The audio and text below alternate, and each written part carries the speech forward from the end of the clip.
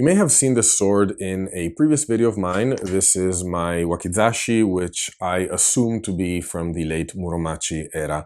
And I mean, provided that the signature on the tang is not fake, it is consistent. That, although of course you can never really completely know unless you're a total expert on Nihonto, which I am not. In any case, today we're not here to talk about the sword or its history or its context, but we're here to take it apart.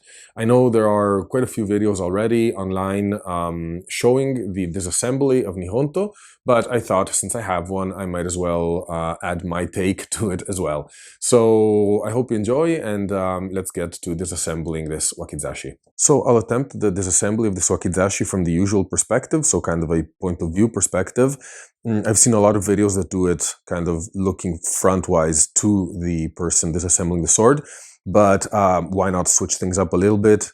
And plus, I'm already set up for this kind of video, so it's a little easier to do. I hope it brings a different point of view that maybe is useful.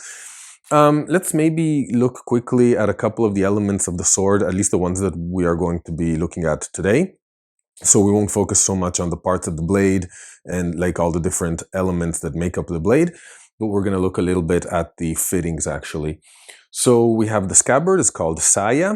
You may be familiar also with the bamboo, like the temporary storage scabbard, that is called shirasaya. We then have the tsuka, which is the handle here. Of course, every single element has a name, including this webbing and this loop that holds it. But this isn't a video about that, so we won't dive into all the specific parts of the sword. Perhaps the most important one that we'll be looking at, which is this little bamboo pin here. This is called mekugi. There we go. There may be one or there may be two, depending on the sword, but let's say this is literally the linchpin of the sword. So it's what holds everything together, which is actually very unusual if you're used to European swords, which are normally fixed in place semi-permanently, basically, by pinning the tang at the bottom. I mean, they can be removed, but essentially it's always a slightly destructive process. Whereas here you just remove this pin and you're good to go. So as you see, I'm working on a leather base here. It could be any kind of fabric, I suppose. I just feel more comfortable using something soft that won't kind of damage the blade if by any chance it bumps somewhere. And for this reason, I also have a clean microfiber cloth here. This has never been used, so there's no oil, ballast or anything like that on it. And this is because you don't want to be handling the blade with your naked hands, but at some point you do have to hold the sword to be able to take it apart. So this is a good alternative to a glove, for example. Okay, so let's get to work. We'll first remove the saya and set it apart in a safe place. We can take a quick look at the blade here, but I think we'll save the details of this blade for a video where we actually talk about the wakizashi. Here we're just going to take it apart. So essentially, and again, I'm no expert in this, but I've tried it now a few times. The first thing you want to do is remove the mekugi, and you can do that by either pushing it out in some cases, or you can use something to kind of, in this case, I'm using this. It's a awl for leather working, but it works just fine. And in this case, it's not super tight, so it's easy to take out. And you'll see it's just a very simple, let's see if we can get it in focus here, but it's a very simple bamboo peg. It's tapered, so it's actually really easy to get into the hole in the tang, and we can set that aside. Now you'll see the blade is quite well fixed in place, even though the tsuba here is loose, but the blade is not moving much at all. To loosen it up, we basically want to hold the sword like this and hit our hand kind of like this, and this will make the blade pop and unlock from the hilt here. So you'll normally feel it and hear it. So let's see if that comes through on camera, but there, this should have worked. And we can then slide the blade out of the or slide the grip actually off of the blade. We'll focus a second on the grip here. We have this, which in English I call the ferrule.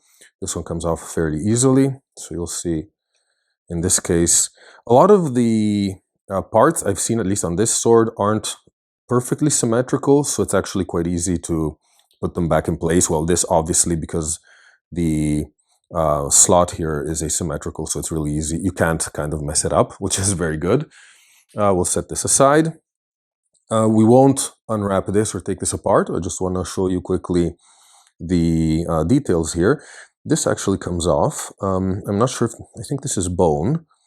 You can see there were 2 pins here at some point that probably fit there somewhere to hold it in place. And you'll see someone at some point did glue it. And that is because it's actually loose. So I have to sometimes be careful it doesn't fall out. This is something that I will fix. I just want to figure out the correct way to do so. And here you see the these charms or decoration. I'm not exactly sure what these are. Can't really tell. They look perhaps like a running animal or something. You see there's a head, 2 paws here, and then the body seems to move over here. But I can't tell if it's like a deer, pig, or some kind of a hog. Yeah, I'm not sure what animals are typical of Japan. We then have the tang here. I've seen some people handle them without gloves. It should be technically safe because they're stabilized, they're stable by then, but I'm not sure about it, so I still try to hold everything with something. And then essentially we can slip off the other components here. So we see these 2 washers. There's one above the tsuba and one below, which we can remove. And then we can remove this peg or this spacer, perhaps. This one is actually very interesting because, well, first of all, it seems made of copper, which is a quite nice metal. But it's made out of 2 parts that really fit beautifully together. So there we go. And again, this is more of a process demonstration video. I don't really have the knowledge at the moment to kind of explain what these notches are, whether they are they have a significance or whether they're just a sign of the workmanship.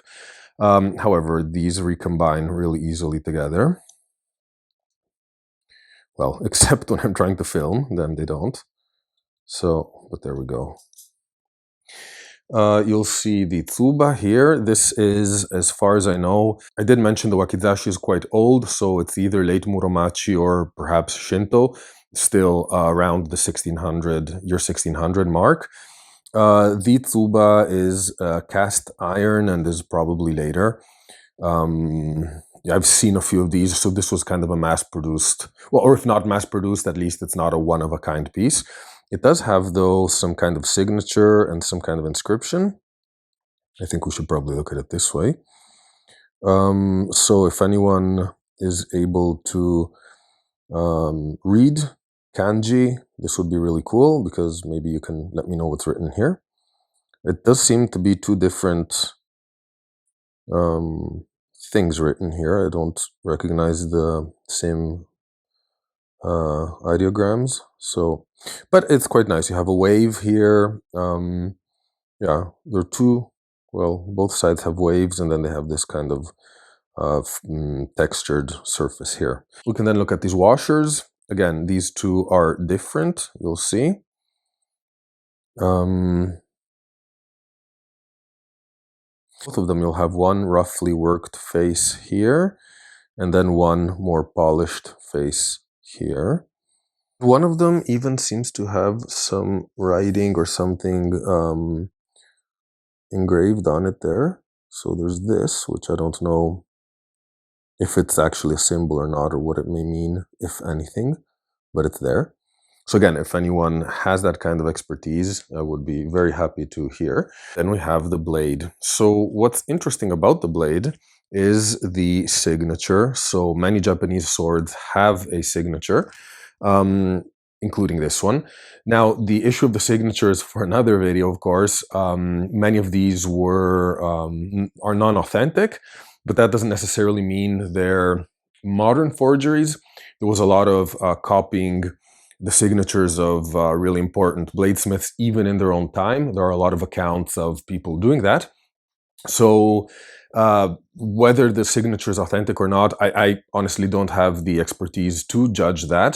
But let's say it's a little bit like with the inscriptions you have on rapiers or something like that, when you have the Ferrara or these kinds of famous names, which sometimes even swordsmiths of the time would replicate. However, the shape of the tang, the shape of the end of the tang here, the amount of pinholes, the style of the signature, what the signature says, the style or how the rust has kind of stabilized on the blade, the transition between the rusty tang and the polished blade, these marks here, eventual file marks you may find on the tang, all of these are crucial elements to be able to identify and date the sword. Together, of course, with the shape of the blade, the shape of the kisaki, which would be the tip, the hamon, and all of the details that are a little more known, even when you're not an expert, let's say. So this is basically how you take apart a nihonto, in this case a wakizashi. We can put it back together again. So we'll start with this section here, which I forget the name of, unfortunately. So you see, it's fairly easy to do because you can't kind of flip it in the wrong direction. In this case, the thinner section here goes towards the blade. So we kind of slide this over here. And it kind of goes right into its place. There's no kind of mistakes there. We then have this washer, I will call it, in lack of better lexicon. And we then can place the tsuba back on. And then we can close it here. I'm not 100% sure they are different, the two washers. I tried mounting them because the sword came without the tsuba in, so I had to mount it on my own. And I'm not sure if there's an actual specific order of which one goes first and which one after. I've tried both ways, and it doesn't really make a huge difference, at least as far as I can tell. But if anyone sees me doing something really stupid, let me know and I'll reassemble it correctly, of course. We can then place the fuchi back onto the grip here. And then it's essentially just a matter of sliding it back in place.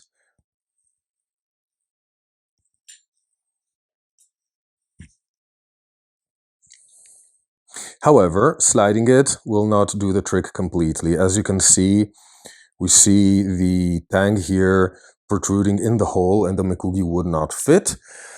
So what we have to do here is basically the opposite of what we did to unlock the blade, which is hit it from below, and at some point the blade will lock into place. So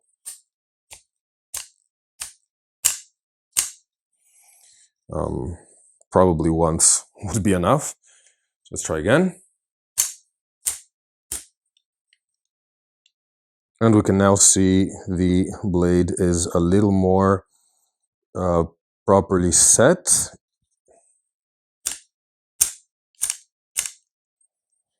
And now it seems to be pretty good to go.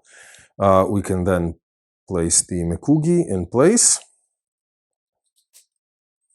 There we go. I'm not tightening it too much here because actually I'm not sure it's the correct direction. So we'll try seeing if perhaps this way makes more sense. Yes, this way does make more sense. So it was actually, this way is the correct way, I think, to place it. Anyway, mekugi is in place. You'll see that there's no rattle in the blade at the moment. So everything seems to be fixed back in place. We did not touch the blade, so there's no fear of rust forming there. And we can put it back into its saya. So there you go. My take on the process of taking apart a nihonto. I hope you enjoyed it, and I'll see you soon in another sword video. Bye.